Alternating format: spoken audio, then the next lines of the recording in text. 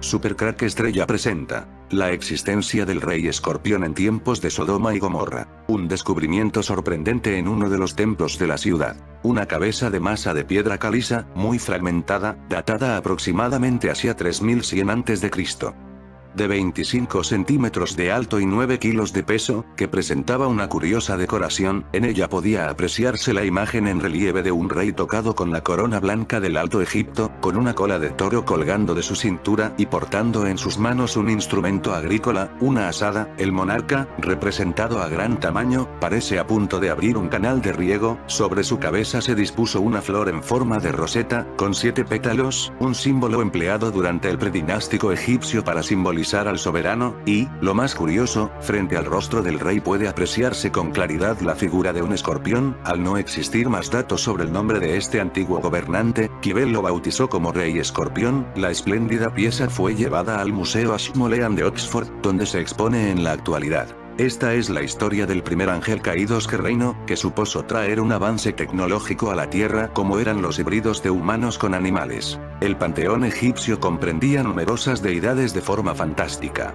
Aquí se muestran varias divinidades híbridas, unas con cabeza humana y cuerpo de animal, como también era el caso de la célebre esfinge de Gizeh, con cuerpo de león y cabeza humana, imagen del dios Armaquis, y otras que reúnen elementos de 2 animales, y el caso no identificado de Set. Todo empezó con el Rey Escorpión. Según los hallazgos arqueológicos era un héroe de origen sumerio. Y como todo indica fue el primer rey de Egipto. Esto indicaría también que los egipcios habrían continuado la religión de uno de los pueblos más antiguos del mundo. Las antiguas historias sobre las heroicas victorias y la unificación del Alto y Bajo Nilo efectuadas por un gran rey hoy se confirman. En una cabeza de masa ceremonial hallada se puede ver la figura de Horus, el rey escorpión que estuvo al frente y logró la unión de lo que fue Egipto. Empecemos con su descubrimiento. Más de 100 años atrás, 2 arqueólogos excavaban en Hieracómpolis en Egipto, eran James Kibel y Frederick Green. Corría el año de 1898.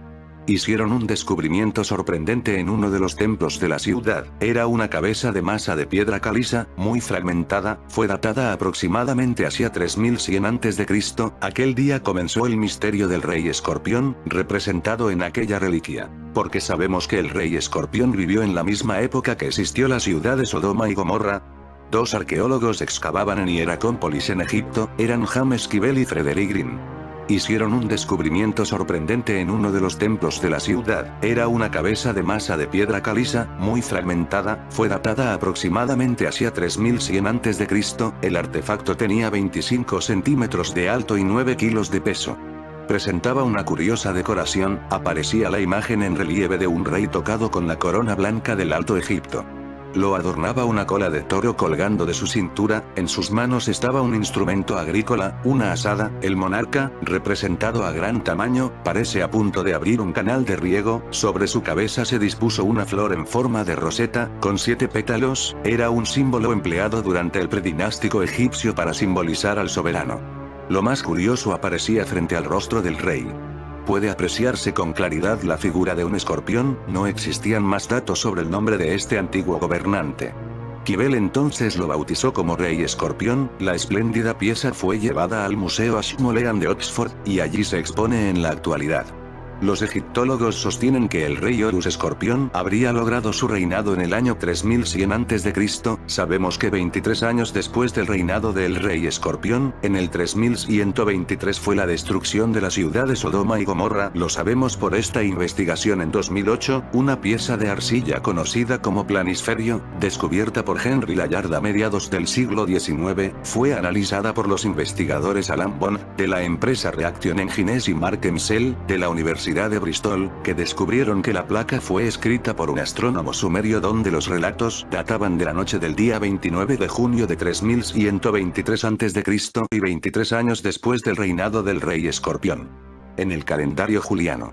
Los investigadores afirman que la mitad de la placa contiene informaciones sobre posiciones planetarias y de nubes y la otra mitad es una observación de un asteroide con dimensiones mayores de 1 kilómetro.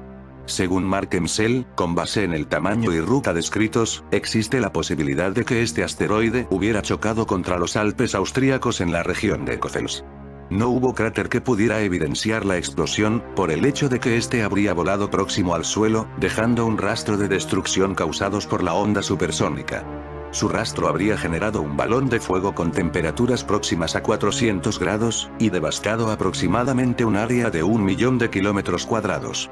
Emsel sugiere que la nube de humo consecuente de la explosión del asteroide alcanzó el monte Sinaí, algunas regiones de Oriente Medio y el norte de Egipto, victimizando a diversas personas. La escala de devastación se asemeja con lo relatado en el Antiguo Testamento en la destrucción de las ciudades de Sodoma y Gomorra.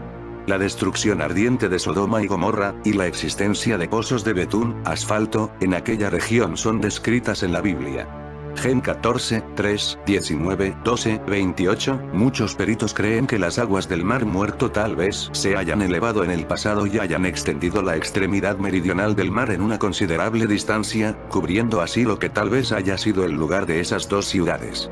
Exploraciones hechas en esta región demuestran que es un área quemada de aceite y asfalto. Acerca de este asunto dice el libro Light from the Ancient Past, La luz de la remota antigüedad, de Jack Finnegan. Una cuidadosa investigación de la evidencia literaria, geológica y arqueológica apunta hacia la conclusión de que las infames ciudades de la llanura, Génesis 19, 29, estaban en el área que ahora está sumergida, y que su ruina fue hecha por un gran terremoto, probablemente acompañado por explosiones, relámpagos, encendido de gas natural y una conflagración general.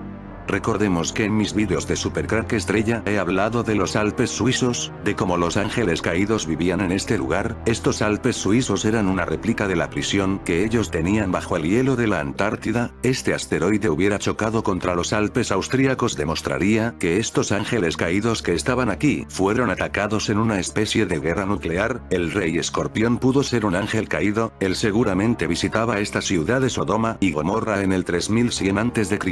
Sodoma y Gomorra son probablemente las dos ciudades más infames que ha existido, el nombre de una habiéndose establecido en el idioma español en un término que evidencia una imagen imperecedera de la maldad. La sodomía, a pesar que su notoria imagen persiste, las ciudades se han perdido durante milenios, y solo en los últimos años los sitios han sido tentativamente identificados. Sodoma y Gomorra, el Hiroshima y Nagasaki de hace 3100 años. Entonces Jehová le dijo: por cuanto el clamor contra Sodoma y Gomorra se aumenta más y más, y el pecado de ellos se ha agravado en extremo. Entonces Jehová hizo llover sobre Sodoma y sobre Gomorra azufre y fuego de parte de Jehová desde los cielos, y destruyó las ciudades, y toda aquella llanura, con todos los moradores de aquellas ciudades, y el fruto de la tierra. Entonces la mujer de Lot miró atrás, a espaldas de él, y se volvió estatua de sal, y miró hacia Sodoma y Gomorra, y hacia toda la tierra de aquella llanura miró. Y he aquí que el humo subía de la tierra como el humo de un horno. Este pasaje bíblico ha llegado a personificar el poder destructivo de la ira de Dios, visitando aquellos lugares llenos de pecado. La Biblia es muy específica sobre el sitio de Sodoma y Gomorra, además de otros pueblos. Ellos estaban en el valle de Sidim, que estaba situado en el extremo sur del Mar de Sal, ahora llamado el Mar Muerto. Otros pueblos de la zona, según la Biblia, fueron Adma, Zoar y Seboim, Génesis 14, 2. A fines de la Edad Media, una ciudad llamada Zoar existió en el área.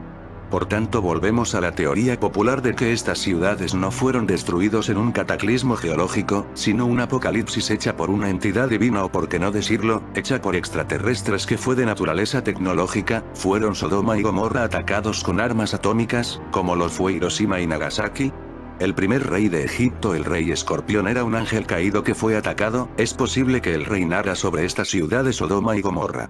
El investigador L.M. Lewis, en su libro Footprints on the Sands of Time, The Truth About the Super Race from the Stars Apocalipsis Nuclear, el exterminio de Sodoma y Gomorra, sostiene que tanto Sodoma y Gomorra fueron destruidas por las armas atómicas, y que los pilares de sal y el contenido de sal alrededor del Mar Muerto son la evidencia de una explosión nuclear. Dice Lewis: cuando Hiroshima estaba siendo reconstruida, se encontraron tramos de tierra arenosa que han cambiado atómicamente en una sustancia semejante a un cristal de silicio impregnado por un cristaloide salino. Pequeños bloques de este fueron cortados de la masa y se venden a los turistas como recuerdo de la ciudad y de la acción atómica. Una explosión aún mayor hubiera pulverizado cada piedra de cada edificio y la ciudad habría desaparecido completa en el aire. Todavía habría habido indicios reveladores de lo que había ocurrido en las afueras de la zona de la devastación. En algunos puntos seguramente habría una diferencia marcada en el suelo o un cambio atómico en algún objeto destacado. Lewis sostiene que si las estatuas de sal al final del Mar Muerto fueron sal común, habrían desaparecido con las lluvias periódicas. En su lugar, estos pilares son de una sal especial más dura, que solo se crea en una reacción nuclear, como una explosión atómica. Estas estatuas de sal de hecho han durado mucho tiempo, no solo han estado presentes en los tiempos antiguos, incluso todavía están de pie hoy en día. Lewis cita al historiador Josefo, quien dice en su Historia de los Judíos: Ehud, la esposa de Lot, continuamente se daba vuelta para ver la ciudad mientras se alejaba de ella, aunque Dios le había prohibido no hacerlo, fue transformada en una estatua de sal, porque ha visto eso, y sigue estando hasta nuestros días. Comentarios de Lewis. Cabe destacar que Flavio Josefo vivió desde el 37 hasta alrededor del 100 después de Cristo. Sodoma se desintegró. ¡Qué increíble! Entonces, Josefo realmente debería haber visto la estatua de sal de la mujer humana después de haber permanecido por casi 3100 años. Si hubiera sido de sal común, habría desaparecido con las primeras lluvias. Puede que haya habido muchas estatuas de sal a lo largo de la historia, pero Lewis cree que la evidencia apoya una explosión atómica. El cambio atómico del suelo sobre la cual la esposa de Lot fue mantenida y el de la orilla de Hiroshima tiene una semejanza que no se puede negar. Ambos habían sido objeto de una conversión atómica repentina, que solo podría haber sido causado por el instante de la acción de la fisión nuclear. Como las cosas que son iguales a lo mismo deben ser iguales entre sí, es difícil escapar a la convicción de que a medida que se destruyó Hiroshima, por medidas similares, Sodoma se desintegró y la esposa de Lot, en el mismo instante cambió atómicamente. Basándose en la veracidad de Josefo, la única conclusión que se puede llegar es que Sodoma fue destruida por la fisión nuclear.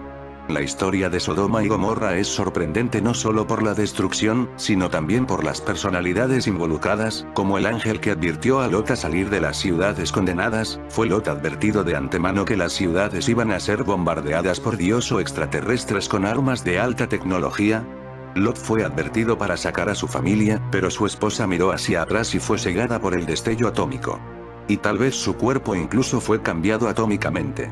Este ataque fue contra un ángel de los caídos a la tierra, el primer rey que se coronó en Egipto llamado Rey Escorpión, que reinaba sobre esta ciudad de Sodoma y Gomorra. Puede también que esta ciudad fuera aliada del Rey Escorpión, allí podría haber tecnología de estos ángeles caídos. El ataque empezó en lo que hoy llamamos Europa en la sosa de Alemania y Suiza, pero se extendió por Asia y Oriente.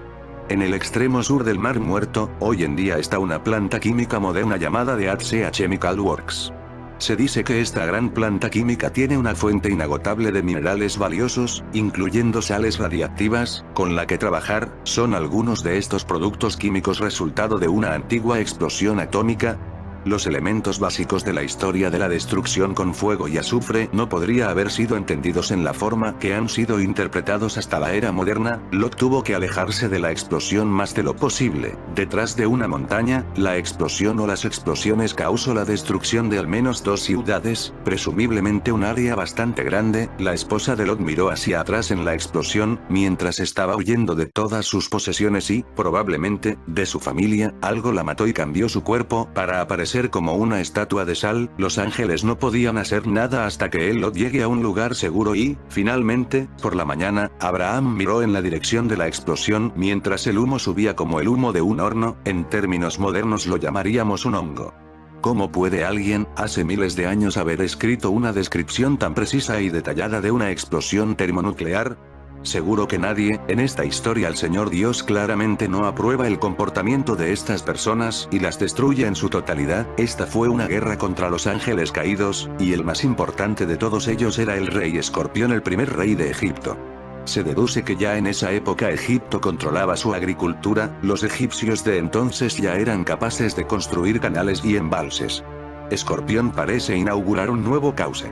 Aparecen personajes trabajando la tierra y transportando una especie de palmera, lista para ser plantada. 100 años después, en 1988, una misión arqueológica alemana era dirigida por el egiptólogo Günther Dreyer, excavaron hallando un cetro de marfil, símbolo del poder real, y unos 400 recipientes cerámicos procedentes del Próximo Oriente, algunos de estos llevaban pintado en uno de sus lados el símbolo del escorpión, era la tumba del misterioso gobernante.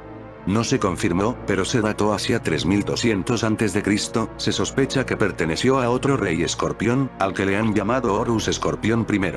Está claro que los alemanes saben mucho sobre todo esto desde hace ya mucho tiempo. Pero entonces, ¿quién fue el rey escorpión representado en la cabeza de Masa?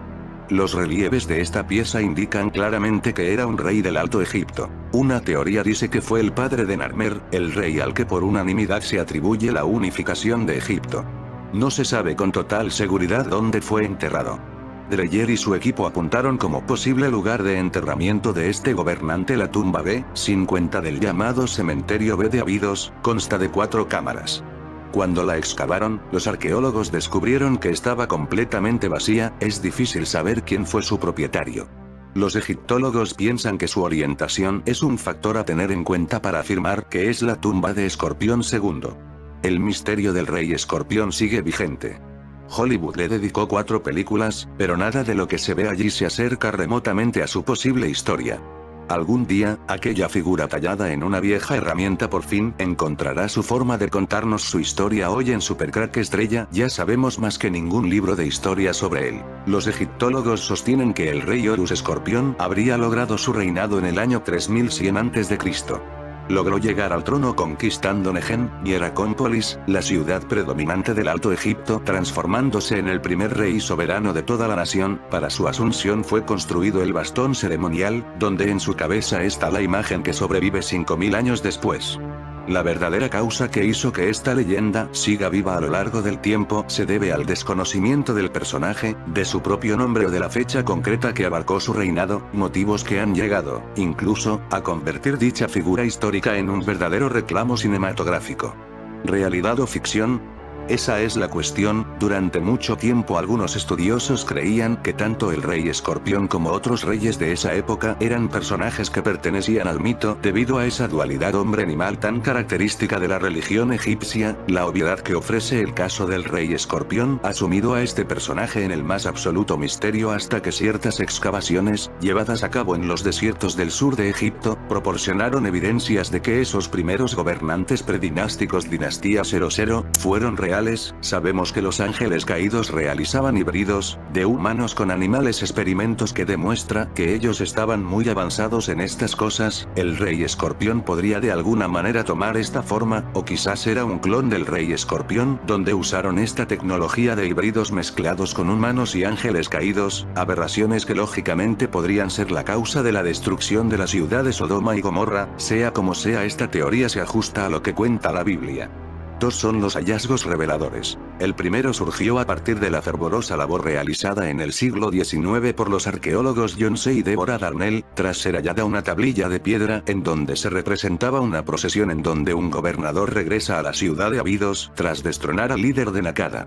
Otros elementos como un halcón dibujado encima del escorpión que simboliza a Horus, uno de los dioses egipcios y también nombre utilizado para simbolizar al rey de la historia egipcia, nos desvela la verdadera historia del que fuera primer faraón de Egipto. Otro hombre con una vara junto a un ave de cuello largo que lleva a una serpiente en el pico simboliza la victoria del orden sobre el caos. El detalle de un hombre cautivo con una melena muy larga, amarrado con una soga a la barba larga y blanca de otro señor con el pelo corto continúa con el desenlace de la victoria, con la supuesta ejecución del rey vencido. La cabeza de un toro detrás del prisionero tal vez represente su nombre. Como anécdota destacar la existencia de una representación de una silla, la primera documentada en este tipo de restos, hecho que ha generado distintas interpretaciones y que parece apuntar a que esta silla verdaderamente simboliza el poder femenino detrás del trono, en esta ocasión, representado por una diosa.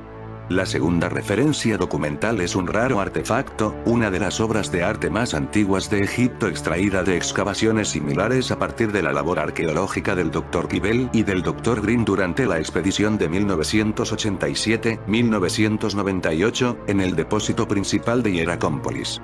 El hallazgo es una cabeza de masa de forma redondeada de piedra caliza de 25 centímetros de alto realizada en caliza con 3 registros en los que se supone que se representa el capítulo sobre la tentativa de unificar los territorios del sur sobre los del delta y la inmediata organización del país, aunque el llamado rey escorpión solo ostente la corona blanca, representación del Alto Egipto, sus dimensiones y el hecho de que está decorada nos muestra que es un artefacto ritual y no una verdadera cabeza de masa con las que los reyes solían aplastar las cabezas de los enemigos. En definitiva, el símbolo más antiguo conservado perteneciente al poder real egipcio.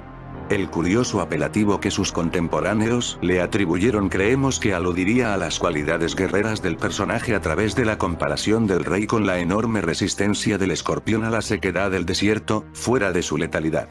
Y continuando con las teorías lanzadas por arqueólogos expertos en el tema, hemos de añadir que es más bien poco lo que sabemos acerca de la cronología exacta en la que se desenvolvió el gobierno de este rey. Dicha suposición y la información extraída de los hallazgos arqueológicos nos inducen a la lógica de que fue el rey escorpión el primer rey de Egipto y que durante su reinado se financió una gran empresa por el futuro de la región de Egipto.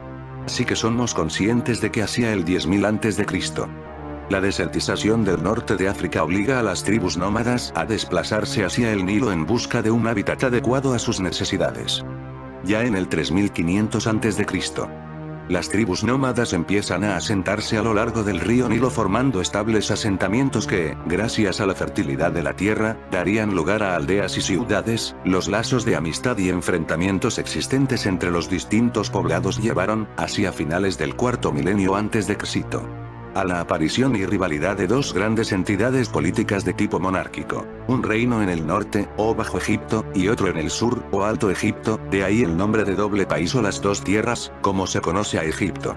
En este contexto ya se había establecido la escritura jeroglífica, la irrigación, la jerarquización política y social, los cultos básicos del panteón religioso, casos de Horus, Set, Hathor, Min, etc. Y encontramos a un rey real cuya política estaba centrada en encaminar su gobierno hacia lo que sería la primera unificación de las dos coronas, la blanca del Alto Egipto y la roja del Bajo Egipto, considerando esta división con relación al curso del Nilo.